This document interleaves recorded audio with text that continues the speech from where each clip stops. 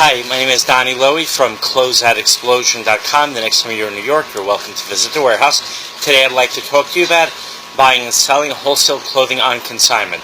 Basically, wholesale clothing can be sold to retailers or it can be given to them on consignment. And the same process can happen between manufacturers and distributors, between distributors and wholesalers, and between the wholesalers and the retailers.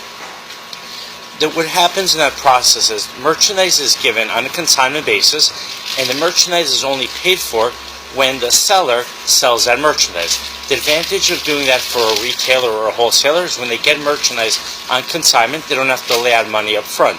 The advantage for the seller of that merchandise, whether it's the wholesaler giving the merchandise in consignment or the manufacturer giving the merchandise in consignment, is that they're able to find more customers for the merchandise, right? Because if I'm a wholesaler and I want to sell the merchandise, that's fine, right? But then I have to call customers, I have to need customers to come to the warehouse, and I have to, give them a good reason to buy the merchandise. But if I give my merchandise in consignment to retailers, then I don't need to convince them to buy that merchandise because they're not spending any money for that merchandise.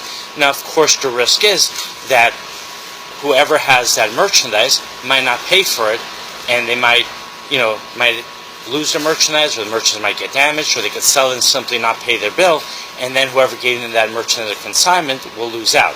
It's for that reason that whoever gives that merchandise at consignment charges a higher wholesale price than if they were to sell it. So, for example, there are dresses that are given out on consignment in the marketplace, let's say $40, $50, and I could sell the same or similar dresses for as low as $20 in my warehouse, because I'm not concerned about not getting paid for them, because I'm being paid up front for them. Someone who gives them on consignment has to cover the risk of not being paid for them. Another risk that someone has when they're giving out merchandise in consignment is that, let's say the merchandise is not sold, and now they get the merchandise back 2 months later or even a year later.